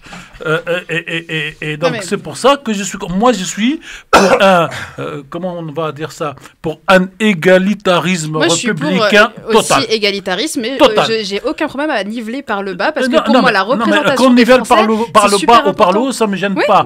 Mais que le principe soit applicable à tous. Or, on l'applique malheureusement à certains. On en a parlé, on va peut-être en parler tout à l'heure, on en parlera de toutes les façons pendant 2 mois. Quand un type tire et qu'il est basané... On va dans un instant. Oui, non, mais juste une minute. Ne spoliez pas, là. Voilà. C'est terroriste. Quand c'est l'autre cas, c'est pas... Donc moi, je suis pour l'égalité des chances. Parce que je suis républicain, je suis pour l'égalité des chances. À l'école, je suis pour l'égalité des chances pour l'élection. Je suis à l'égalité des chances pour qu'on jette les gens dehors. Bon, on a Mohamed qui est avec nous, il nous appelle de Sevran. Bonjour Mohamed, 01 40 33 9000. Comment ça va Mohamed? Ça va très bien, et vous, j'espère que tout le monde se porte bien. Ouais, ils vont plutôt bien, ça va. Eh ben, monsieur Mami m'a coupé l'air sur le pied, c'est exactement ça. Il y a combien de personnes qui traînent des casseroles? C'est pas une, c'est pas deux en politique. Hein. Et pour l'histoire d'argent ou ceci, cela, et il n'y a pas de démission. On les revoit, ils reviennent, ils sont encore là, ils s'en vont et puis ils reviennent. Et je vois pas pourquoi ce monsieur, on va le dégager. Et comme disait, je sais pas, l'un des chroniqueurs, ou peut-être chroniqueur, c'était que de toute façon, on traîne toujours la casserole. Si demain, il y aura le sujet qui va se revenir sur la table à l'Assemblée ou autre, évidemment qu'on va lui dire, bah, toi, t'as pas le droit à la parole parce que toi, t'es catalogué violent. Mais et lui, bon, je suis pas particulièrement pour ce monsieur, mais bon, voilà, je m'en fiche sur son parti. C'est le fait que c'est pas un récidiviste, c'est un accident de la vie. Comme tous, on s'est énervé, lui, il s'est énervé comme ça. Bon, évidemment, je cautionne pas, mais c'est un accident de la vie. Et on en fait des tonnes. Comment dire, voilà. Des pataquès. Ouais. Il y a vraiment pire que lui. Il y a des Cahuzac, des je sais pas quoi, des gens qui déclarent pas leur truc. Mohamed. Oui. Mohamed, parce que tu as dit c'est un accident de la vie. Un accident de la vie, c'est quelque chose que tu n'as pas pu contrôler. C'est un geste délibéré sur la colère, tout ce que tu veux, etc. On ne doit pas excuser ce geste. Il doit être condamné. Il doit réparer ce geste. Et une fois que la réparation est faite, là, tu intègres la réhabilitation. Oui, mais combien de personnes qui sortent de tôle, on leur traîne toujours leur casserole derrière eux. Ah oui, bien sûr. Tu as raison. Dès que tu as un casier, c'est super dur. Voilà. D'où l'importance, ça fait de demander un casier judiciaire à n'importe quelle personne qui. Sauf à ce jour, pour les candidats aux élections politiques, je rappelle que pour devenir chauffeur de taxi, vous devez mettre sur la table un bulletin numéro 3 vierge. Et pour être député de la République ou maire d'une commune, on ne vous demande pas ces documents. C'est pour ça que je suis pour cet égalitarisme républicain total. Non mais attendez. En fait, moi, dans mon entourage, il y a une personne qui avait un CDI pour travailler sur le Charles de Gaulle à Roissy, et on l'a refusé parce qu'il avait un casier. Et c'est bon, il a déconné, il était jeune, il a fait une bêtise. Maintenant, il bricole de métiers, intérim, ceci, cela. Et il aurait pu avoir le CDI, on lui dit non, tu peux pas parce que voilà, t'as un casier, c'est mort pour toi. Et c'est un gars sérieux, mais voilà, c'est juste un petit exemple, il y en a un million d'exemples comme ça. Mais c'est exactement ce que dit M. Mamie, c'est voilà, la même règle pour tout le monde. Et c'est des gens qui doivent être exemplaires, c'est l'exemple qu'ils donnent. Exact. Merci Mohamed en tout cas pour ton appel du côté de Sevran. À très bientôt et bonne fête de fin d'année. 01 40 33 9000. Franchement là, pour le coup, Rafik, la France Insoumise en a pris un coup là. Elle a du mal à se remettre de cette affaire Capnins quand même. Elle la traîne comme un boulet. Moi, je pense que, sincèrement, ça, c'est encore une fois toutes les affaires qu'on peut analyser. Et je ne pointerai pas du doigt juste l'extrême gauche, parce que pour moi, ça fait partie de l'extrême gauche, parce que dans l'histoire de la politique française, la droite est passée par la même chose. Je veux dire, la gauche aussi. Donc, les exemples sont multiples. Ouais. Aujourd'hui, il faudrait vraiment qu'on essaye d'élire des personnes propres, qui ont de bonnes intentions et qu'elles travaillent pour la République. Et non pas... Quand on a un extrait de casier judiciaire vierge, et sincèrement... C'est favorable, toi, est-ce qu'on le demande? Ah, moi, oui, tout à fait. Moi, je pousserai pour la simple raison... Il n'y aura plus personne, là? Il y aurait des nouvelles personnes, en fait. Exactement. Il y aurait des nouvelles personnes. Je me suis renseigné récemment sur des associations, je dirais, de type philosophique. Certains les appelleraient les francs-maçons. Et ils demandent un extrait de casier judiciaire. Donc, c'est des associations. C'est même pas... Donc, je me dis, aujourd'hui, c'est tout à fait normal d'avoir de montrer patte blanche. Rafik, chers auditeurs, pour les radios et pour France Maghreb 2, quand on dépose un dossier de candidature pour demander de diffuser sur la ville de Vierzon, par exemple. Je dis Vierzon pour ne pas dire Paris. Jacques Brel. Ben vous déposez dans le dossier de candidature un bulletin numéro 3 vierge MAM. Et alhamdoulilah, comme dirait mon ami Philippe, à ce jour, je dépose les dossiers de candidature avec ce bulletin vierge qui date de moins de 3 mois. Donc tous les 3 mois, je demande ce casier et je le dépose.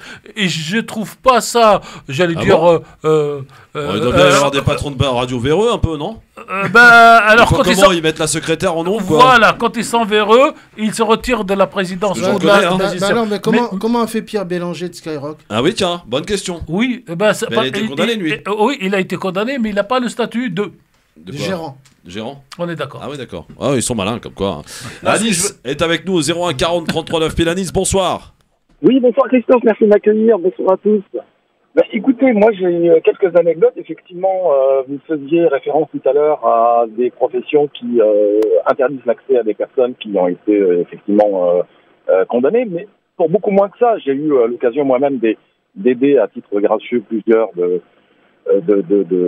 mes connaissances un peu lointaines qui avaient besoin d'aide pour écrire au procureur de la République. Et il faut savoir qu'il suffit simplement d'avoir une mention sur ce qu'on appelle l'otage, le traitement des antécédents judiciaires, qui est en lui-même un fichier, mais qui en réalité a un véritable pouvoir de casier judiciaire, en réalité, puisqu'il permet d'interdire l'accès à certaines professions comme agent de sécurité, agent de sûreté, taxi et autres, mais il suffit simplement d'avoir une mention sur l'otage, le traitement des antécédents judiciaires, et lorsque, par exemple, le CNAPS, le Conseil national des activités de protection de sécurité, font leur enquête avant de délivrer une autorisation d'exercer, eh bien, la première chose qu'ils font, c'est regarder sur l'otage, et pareil pour les autorités de police, pour les plateformes aéroportuaires.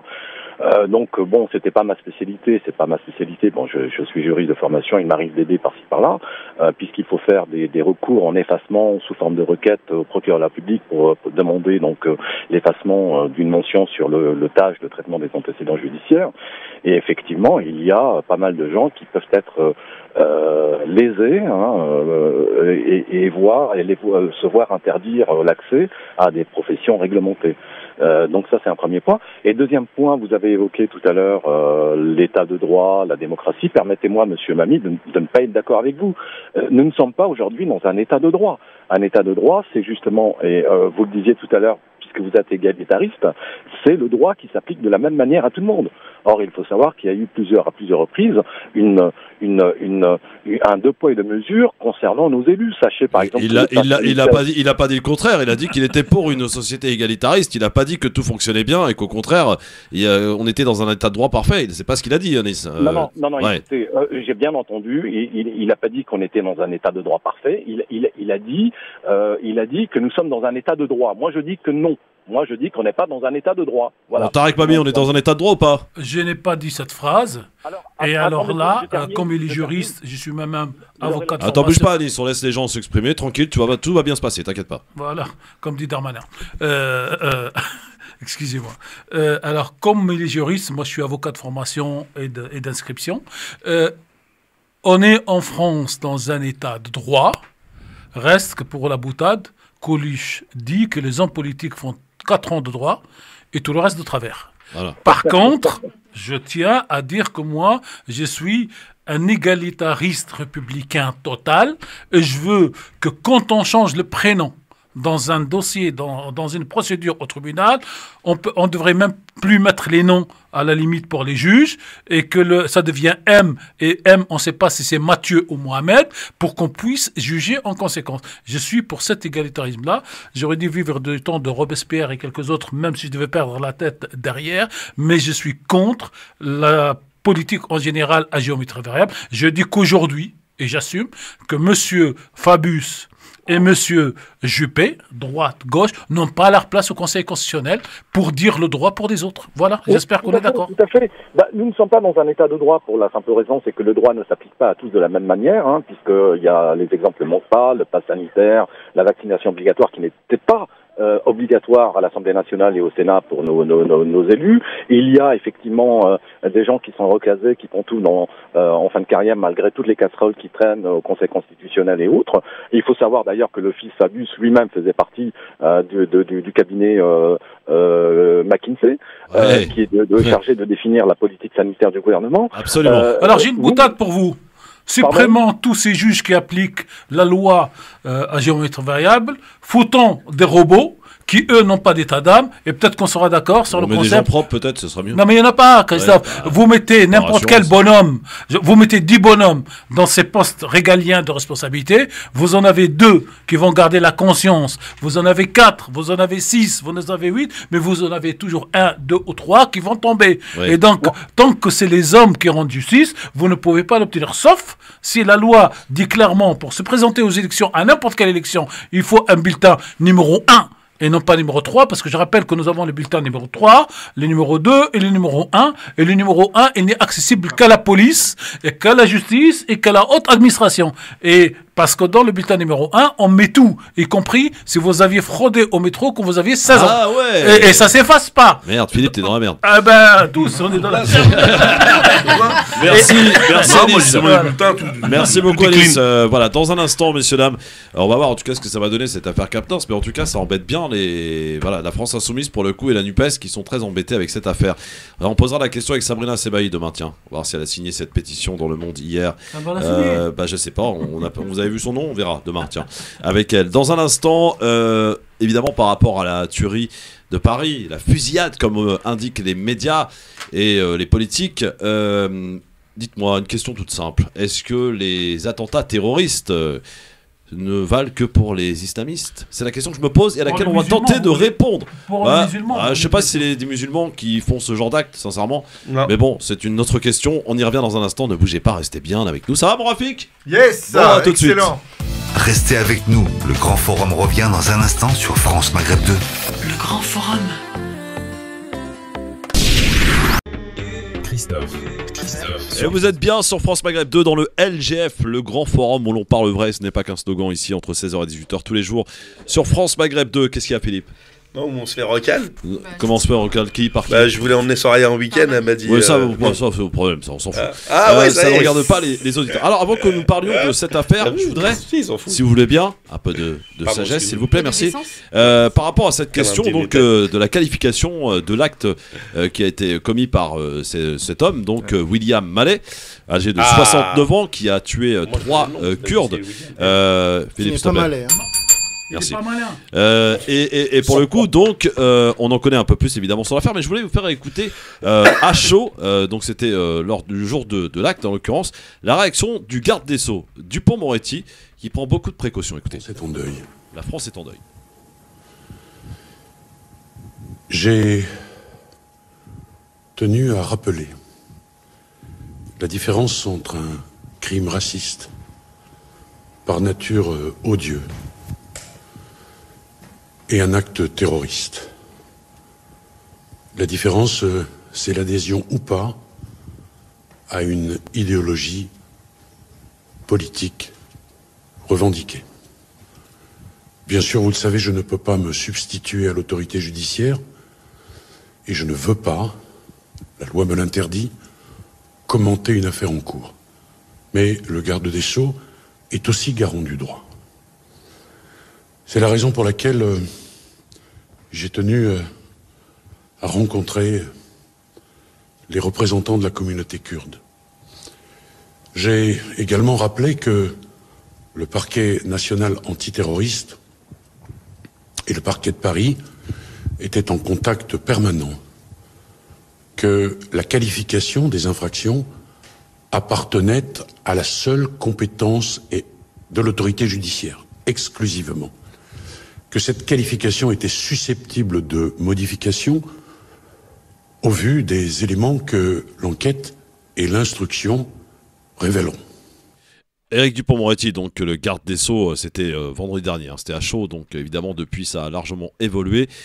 Pour le coup, la justice n'a pas qualifié cet acte en attentat terroriste. Du coup, la question est toute simple, Rafik Tamgari. Est-ce que les attentats terroristes ne valent que pour les islamistes en France? Alors, c'est très, très important comme question, parce que je fais un petit peu de recherche, et si tu permets, mon cher Christophe, de rappeler que le mot terrorisme, c'est l'emploi de la terreur. Donc l'acte terrorisme, c'est l'emploi de la terreur à des fins idéologiques, politiques ou religieuses. Donc là, c'est un terme terrorisme est aujourd'hui très fréquemment employé en droit international et dans les institutions aussi internationales, mais il ne donne pas lieu à une définition unique et universelle. Et là, c'est là où on va dire que le mot... Tout à fait. Donc, il y a, si je peux me permettre, 4 types d'utilisation du mot terrorisme. Donc, le terrorisme individuel. Donc là, c'est quand il s'agit d'un rebelle ou d'un anarchiste. Le terrorisme organisé. Donc, c'est prôné par un groupe à des fins idéologiques, en l'occurrence. Un terrorisme d'État. Donc ça aussi, on n'en parle pas beaucoup, mais historiquement, ça existait le terrorisme d'État, quoique maintenant. Et le dernier, c'est le cyberterrorisme. Donc c'est aussi de plus en plus commun, donc il y a beaucoup d'attaques terroristes, etc.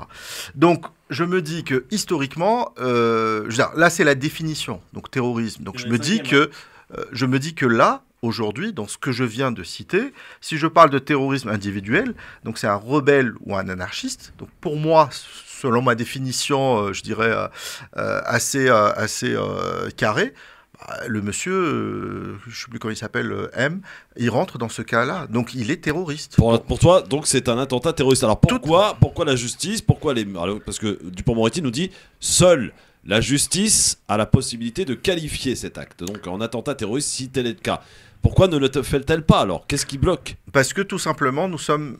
hélas, dans un pays où il a de temps en temps quelques oublis, quelques amnésies, où quand il s'agit d'un basané qui commet un attentat, tout de suite, je dis vraiment tout de suite, et je l'ai remarqué parce que j'en ai assisté hélas à 2-3 attentats en France, l'ensemble des médias utilisent le mot terroriste islamiste tout de suite. Et je pense que c'est sorti de France, le mot lié islamiste à terrorisme. Donc je me dis que les médias d'ailleurs, sont très responsables de cet amalgame où on a vraiment lié le mot islamiste à terroriste en France. Et même le gouvernement. Oui, bien sûr, et que c'est parti par la suite. Tout à l'heure sur le site officiel du gouvernement avec la DGSI.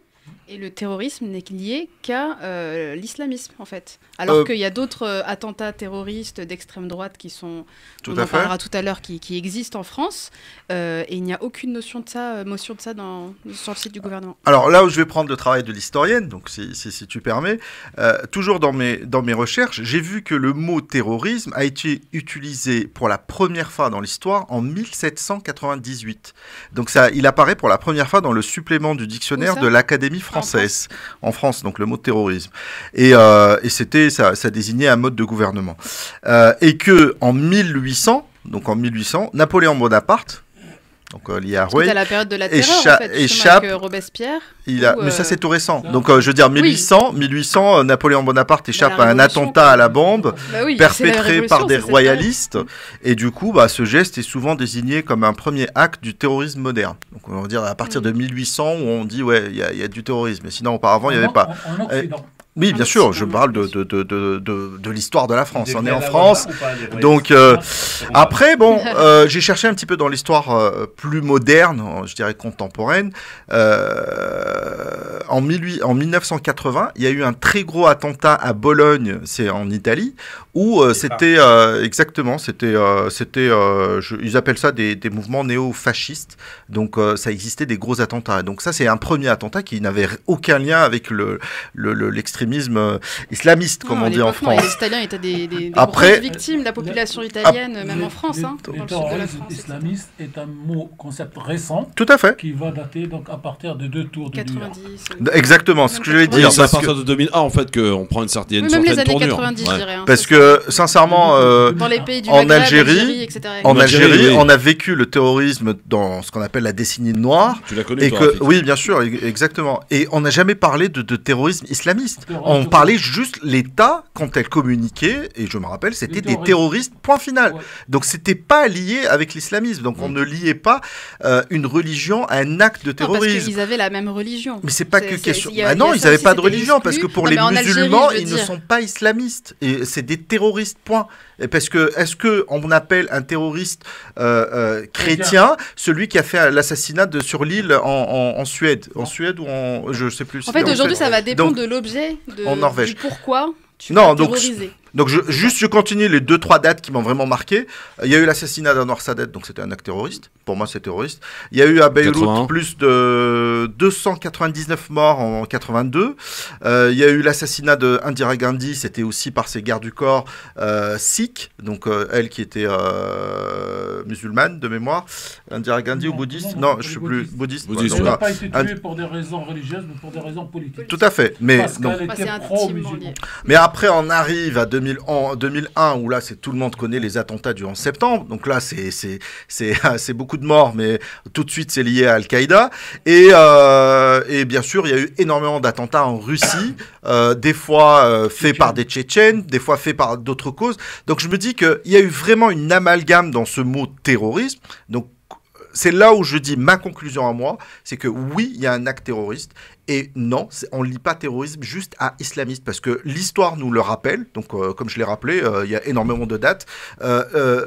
Terroriste ne veut pas dire tout de suite lié à l'islam, mais terroriste, c'est une idéologie, c'est quelque chose de pas bien qui crée la terreur. Donc pour moi, oui, ce qu'il a fait, c'est un acte terroriste. Soraya Racheli, prof d'histoire, pour le coup, pour compléter ce que vient de dire. Moi j'aime bien les définitions, etc. Ça cale tout de suite. Moi je voulais juste faire une petite parenthèse aussi sur le... D'ailleurs, on risque de te poser la question à l'école, toi, à la rentrée, hein. Pourquoi? Les gamins te risquent de te dire non, t'appelles pas maîtresse, non. Non, madame. Madame Rachedi, pourquoi on parle pas d'actes de terroristes là pour le coup? Alors les collégiens, j'en douterais, peut-être les premières, ouais, avec un petit peu plus de... Oui, on en discutera. Ouais. Qu'est-ce que tu vas leur dire alors du coup? Déjà, il y a le terme de terrorisme qui fait débat, il y a aussi le terme de fusillade. C'est-à-dire que, pareil, si on regarde la définition de Larousse, fusillade, c'est un échange de tir. Exactement, c'est un échange de tir. Une salve. Exactement, donc il y a déjà aussi... Et là, il n'y a pas d'échange de tir, c'est un mec qui a tiré... C'est pas une fusillade. Ouais. C'est pas une fusillade, parce qu'une fusillade, c'est-à-dire qu'il y a deux camps. Ouais. Alors que là, il y a un tireur et des victimes. Donc on occulte complètement le mot fusillade, déjà. C'est ça. Déjà juste... tuerie, à la limite. Tuerie, oui. À la limite, ouais. Et terrorisme, je vais citer quelques chiffres en France. Et donc, ça bosse, hein, c'est bien, les chroniqueurs bossent. Attends, c'est le rapport annuel d'Europol, d'accord, donc sur le terrorisme en France. En France, on totalise 37% des interpellations, en Europe, pardon, 37% des interpellations en Europe en lien avec des affaires de terrorisme djihadiste. Et attendez bien, 45% de celles concernant le terrorisme d'extrême droite. Ah oui, donc il est plus important. Alors c'est plus important par rapport à ce rapport-là. Et après, quand on rentre dans le détail, on voit que le terrorisme djihadiste, c'est ça, je m'en perds, il est important, mais il est en baisse depuis ces dernières années, depuis ce qui s'est passé au Bataclan, etc. 2015. Et que là, il y a une recrudescence des actes d'extrême droite. Ouais. Mais c'est pas nouveau. Hein. Et c'est pas nouveau, mais là, ça augmente. Mais c'est pas nouveau en et ça, c'est pas nouveau du tout. Oui. En France, souvenez-vous quand même, dans les années 80, Action Directe, les terroristes purs. C'est ça. L'assassinat de Georges Best, le PDG de la Régie Renault en 85, je crois. On se souvient aussi de pas mal d'attentats aussi commis à Paris, rue de Rennes, rue des Rosiers, en 82. Donc voilà. Et effectivement, ce terrorisme n'était pas caractérisé. C'était plutôt un terrorisme politique plutôt qu'un terrorisme religieux. Alors pourquoi et on peut citer un exemple qui est souvent oublié. Je ne sais pas si vous vous rendez aujourd'hui à l'aéroport d'Orly, vous restez au rez-de-chaussée. Oui. En 75, il y avait une superbe terrasse à Orly, un super café, où les gens s'installaient pour voir les avions décoller. Et il y a eu une attaque d'un groupe arménien qui s'appelle La Sala, qui a tué des gens. Et la décision politique a été prise de fermer ce café et cette terrasse. Et en fait, je suis monté sur cette terrasse il y a 6 mois à peu près, par le hasard, parce qu'il y avait une conférence de presse pour des journalistes. Et on fait la conférence de presse et je sors et je retrouve cette terrasse que j'ai connue. Donc, l'action terroriste a une histoire profonde. Je rappelle que, par exemple, dans la culture arabo-musulmane, le terrorisme a existé au XIe siècle avec un super chef terroriste, vous taperez sur Google, qui s'appelle le Vieux de la Montagne. Et ce Vieux de la Montagne droguait des jeunes pour les envoyer tuer les sous-califes avec lesquels ils ne s'ententaient pas. Et en arabe, on appelle ça irhab, et le mot n'a jamais changé en langue arabe, sauf qu'on ne l'a pas accolé le mot islamiste. Depuis 10 ans, à la suite de l'Occident, dans la langue arabe, on colle le mot islamiste, ce qui est nouveau, puisque c'est des personnes de culture musulmane, de confession musulmane, qui tuent d'autres personnes de confession musulmane, et le mot est utilisé. Ce que je voulais dire sur l'affaire de l'assassinat, qui est le mot le plus exact des Turcs, en fait, l'État kurde, excusez-moi, l'État français c'est que la qualification d'acte terroriste fait des obligations à l'État, notamment la prise en charge totale des soins des personnes touchées. C'est ce qui fait la différence d'ailleurs. Voilà. Alors que quand on dit acte raciste, on ne doit rien à personne. Vous avez 2 exemples extraordinaires. Le premier exemple que Christophe l'a reçu ici, c'est une dame qui a été blessée par l'explosion au gaz de la rue de Trévise, qui au bout de 6 mois ne pouvait plus se soigner parce que c'est pas reconnu comme terrorisme. Vous avez ce monsieur...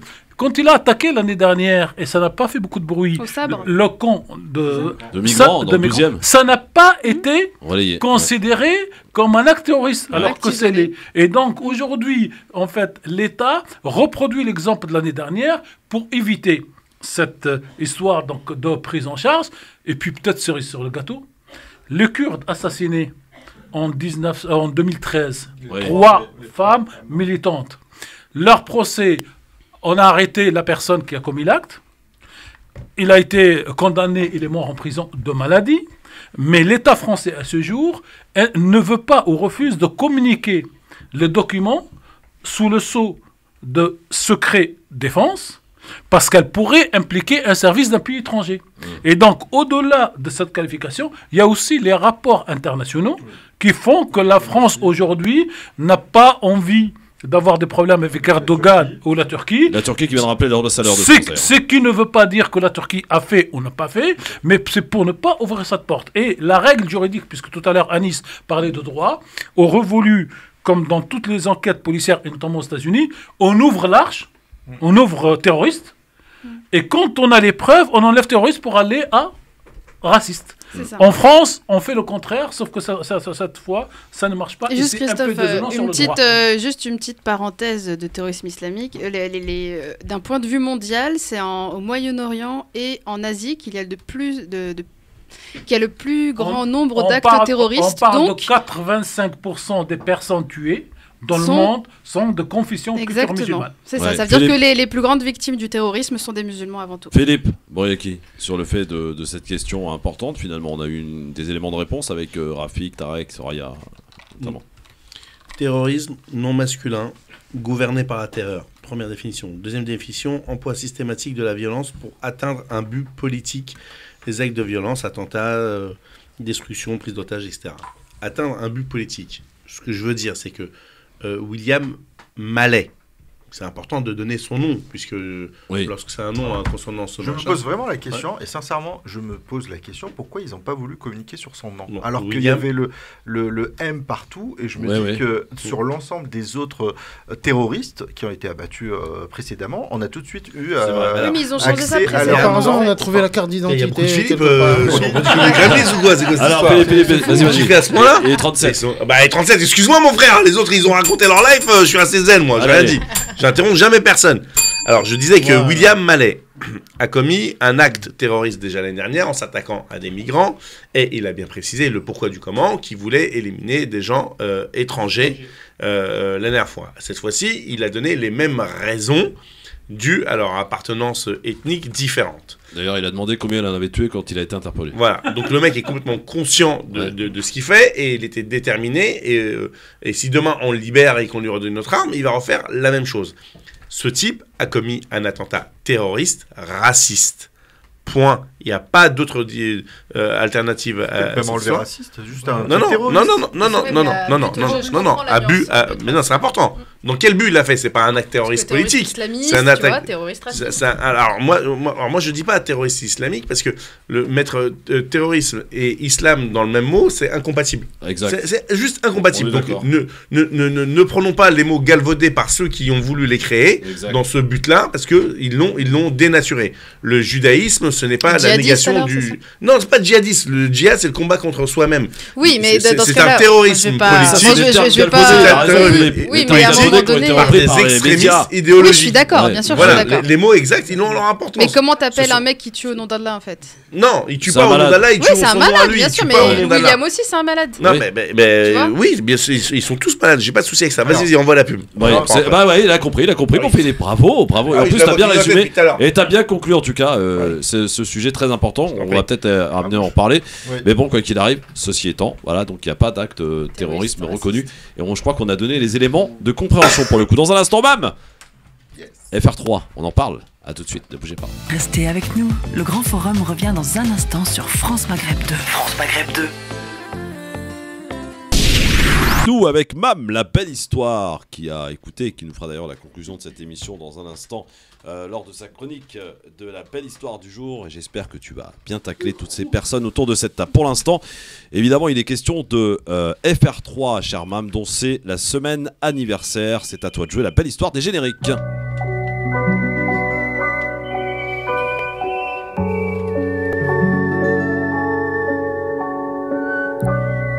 Belle histoire des génériques.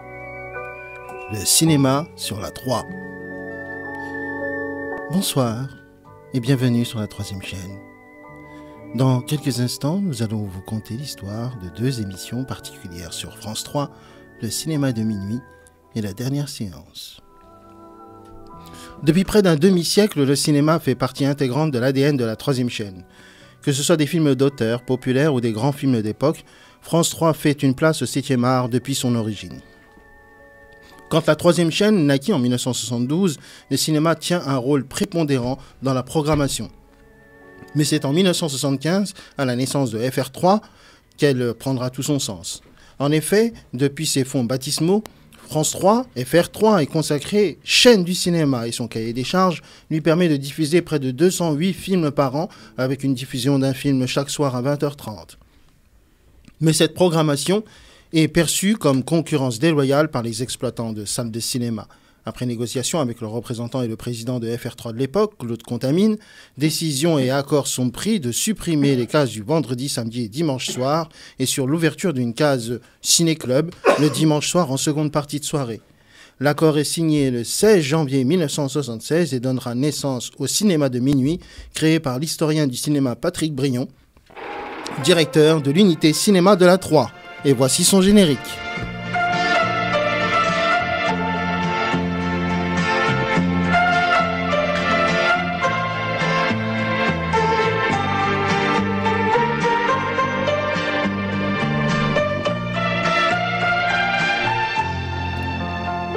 Cette émission naquit le 28 mars 1976 et est toujours à l'antenne aujourd'hui. Chaque dimanche, elle diffuse des chefs-d'œuvre du cinéma américain et français des années 30 à 60 généralement. L'émission fut brièvement diffusée sur France 5 entre 2019 et 2021 et a repris sa diffusion sur sa chaîne d'origine depuis septembre 2021. La musique du générique que vous venez d'écouter est iconique et signée du compositeur Francis Lay et intitulée Les Étoiles du cinéma. Quant à l'autre émission, je vais vous proposer un extrait, celle de la première émission de la dernière séance, 19 janvier 1982. Bien, bonsoir. C'est le numéro 1 d'une série qui s'appelle La Dernière Séance. Et ce soir, vous allez pouvoir regarder un film riche en aventure ou en couleur qui s'appelle Le Corsaire Rouge. Le Corsaire Rouge avec Burt Lancaster. Mais je vous rassure tout de suite, il n'y aura pas que ça. Il y aura également des actualités de l'époque, c'est-à-dire 52. Il y aura des dessins animés. Il y aura un peu plus tard dans la soirée un autre film, superbe aussi, avec Robert Mitchum, qui s'appelle Bandido Caballero. Alors si vous voulez bien, il s'agit maintenant de faire un jeu très simple, c'est-à-dire régler vos montres sur 20h30 et on se retrouve tout à l'heure pour la dernière séance, car le monde rentre et je prends mes places. Voilà. La dernière séance, émission diffusée pendant près de 15 ans sur France 3, sur FR3 au départ. La dernière séance suit la grande émission du patrimoine cinématographique, notamment des grands classiques américains, western ou peplum, et est présentée par le chanteur Eddie Mitchell, que vous venez d'écouter à l'antenne. Ah oui. Sur une idée du chanteur et du producteur Gérard Jourduy, et sur proposition d'ailleurs du directeur général de FR3 à l'époque, qui s'appelait Serge Moati. Elle fut sensation chez les téléspectateurs, notamment dès sa première année d'existence en 1982, parce que je ne sais pas si vous vous rappelez des lunettes 3D. C'est-à-dire ces fameuses lunettes en carton avec des filtres rouges et bleus. C'était la première fois à l'époque, en 82. D'ailleurs, ça n'avait pas tellement marché. Ce petit concept qui était en partenariat avec un grand magazine de télévision où les gens allaient dans leur buraliste chercher ces fameuses lunettes 3D. Ça avait fait vraiment sensation à l'époque.